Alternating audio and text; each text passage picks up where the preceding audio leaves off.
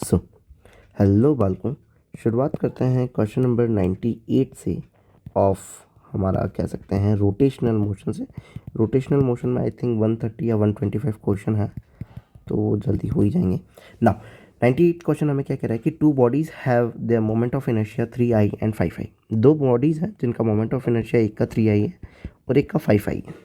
About an axis of rotation, if the kinetic energies of a rotation are equal, अगर मान लो kinetic energy of rotation जो है वो इक्वल है, their angular momentum will be. तो काइनेटिक एनर्जी का जो रिलेशन होता है वो होता है L square by 2i normally, और काइनेटिक एनर्जी जो है वो इक्वल है। दैट मीन्स कि एल स्क्वायर जो होगा वो डायरेक्टली प्रोपोर्शनल हो जाएगा किसके, आई के। टू तो वैसे भी कट आउट हो जाएगा। देयर एंगुलर मोमेंटम का रेशो चाहिए, तो L1 बाय L2 जो हो जाएगा root of I1 bye I2 हो जाएगा, दैट इज रूट ऑफ 3/5 हो जाएगा। So root of 3/5 is what हमारा सेकेंड। तो ऑप्शन नंबर कौन सा हो जाएगा, सेकंड हो जाएगा। नाउ अगर 99th क्वेश्चन की बात करें तो a particle of mass m is describing a circular path of radius r, uniform speed l is angular momentum of a particle about an axis of circle, then kinetic energy, मतलब kinetic energy का relation चाहिए किसके, angular momentum के साथ में। तो वो क्या होता है, एल स्क्वायर बाय 2i होता है। अगर मैं इस i को ओपन करूँ तो एल स्क्वायर बाय 2mr² हो जाएगा। तो now L square bye 2mr², option number third. Normal simple. Dimension wise जाना चाहो तो उससे भी कर सकते हो। डायमेंशन वाइज तो सारा इक्वल हो जाएगा, ये इक्वल हो जाएगा, ये इक्वल हो जाएगा, ये दोनों कैंसिल आउट हो जाएंगे। नाउ 100 वाले क्वेश्चन की अगर बात करें तो यहाँ पे the rotational kinetic energy of body is E, मतलब कि रोटेशनल काइनेटिक एनर्जी जो है वो ई है in absence of external torque if mass of the body is made 3 times and radius of gyration 1/3 of a rotation.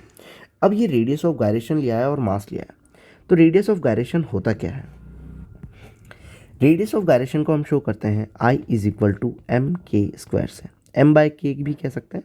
तो normally मैं ये कह देता हूँ कि I is equal to M के स्क्वायर, के जो है वो हमारा क्या है, रेडियस ऑफ गायरेशन है। और हमें पता ही है कि ये फॉर्मूला हमारे पास है कि एल स्क्वायर बाय 2i होता है, और अगर मैं इसको ओपन करूँ तो एल स्क्वायर बाय 2m, आई को क्या लिख सकता हूँ, के स्क्वायर। तो एम के स्क्वायर को इन्होंने क्या बोला है, ई बोला है, जो कि रोटेशनल काइनेटिक एनर्जी है। अब ये कुछ चेंज ला रहा है, तो ई डैश जो कि नई हो जाएगी। नई काइनेटिक एनर्जी के अंदर क्या है, mass of the body is 3 times, okay. तो एल स्क्वायर को वैसा के वैसा रखा है 2, mass of the body 3 times, तो 3m हो जाएगा। And the radius of gyration 1/3, 1/3 मतलब के स्क्वायर बाय 3 का स्क्वायर 9 हो जाएगा। नाउ 3 1 जा 3, 3 3 जा 9 हो जाएगा। एल स्क्वायर 2m के स्क्वायर, इन सबको अपन क्या लिख सकते हैं, ई लिख सकते हैं। और ये क्या हो जाएगा, 3 मेरा बचा हुआ है, तो 3 ही हो जाएगा। तो ऑप्शन नंबर कौन सा हो जाएगा, third. Simple, okay, move on.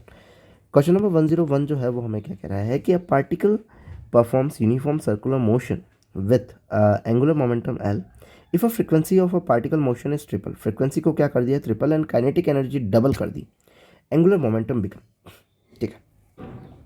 So kinetic energy का नॉर्मल फॉर्मूला जो होता है half of I omega square होता है, और एंगुलर मोमेंटम जो होता है वो हमारा आई ओमेगा होता है। अब हमें फ्रिक्वेंसी में भी देखना है एक चेंज, और एक काइनेटिक एनर्जी में भी चेंज देखना है। तो आई ओमेगा को नॉर्मली मैं एल कह सकता हूँ, तो kinetic energy is equal to L multiply omega by 2 हो जाएगा। हाँ सर, बात तो सही है।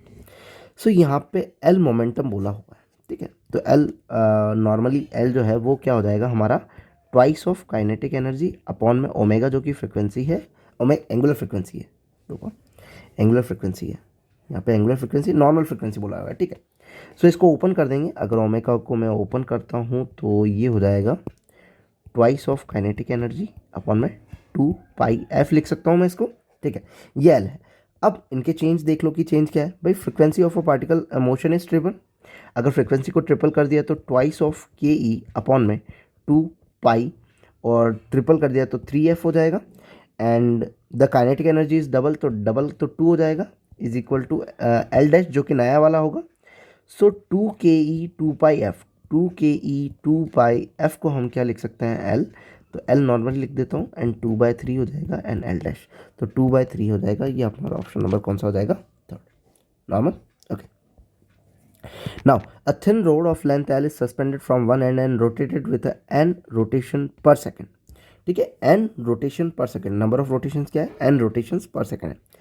The rotational kinetic energy of the rod will be, ये हमने बहुत बार डिस्कस भी करा है डेफिनेशन के तौर पे कि अगर रिवॉल्यूशन पर सेकंड बोला जाए तो रिवॉल्यूशन पर सेकंड, एक सेकंड के अंदर कितने रिवॉल्यूशन है वो हमें क्या देता है, फ्रीक्वेंसी को देता है। तो फ्रीक्वेंसी जो है वो क्या है हमारी, एन दे रखी है। So the rotational kinetic energy, normally kinetic energy को हम ओपन करें तो half of I omega square होता है। नाउ अब फ्रीक्वेंसी डालनी है तो मैं ओमेगा को ओपन कर सकता हूँ, और इन्होंने क्या बोला है, थिन रोड है, तो थिन रोड मैंने ले ली और जिसको एक एंड से क्या कर दिया, मैंने फिक्स कर दिया और उससे रोटेट कर रहा हूँ। सो एक एंड मैंने फिक्स कर दिया और इस पर रोटेट कर रहा हूँ, तो यहाँ से मोमेंट ऑफ इनर्शिया जो होता है इस एक्सिस के अलोंग ओमेगा का जो मोमेंट ऑफ इनर्शिया होता है वो क्या होता है, M R square by 3, M L square कर दो, एम एल स्क्वायर बाय 3 हो जाएगा, ठीक है।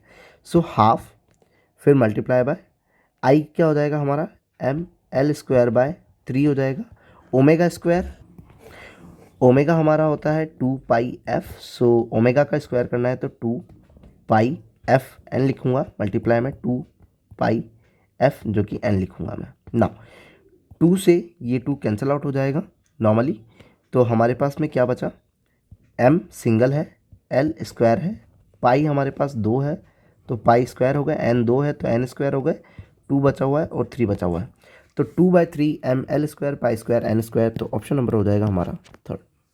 सिंपल है, नॉर्मली बस उसको ओपन करके लिखा हुआ है और कुछ नहीं है। नॉर्मली रोटेशनल काइनेटिक एनर्जी को तुम एक बार रीड आउट कर लेते हो या इनके फॉर्मुलेज जो हैं इनको तुम एक बार कर लेते हो तो सारे क्वेश्चन जो हैं वो सिंपली अटेंड हो जाएंगे। If you like then please subscribe. Thank you.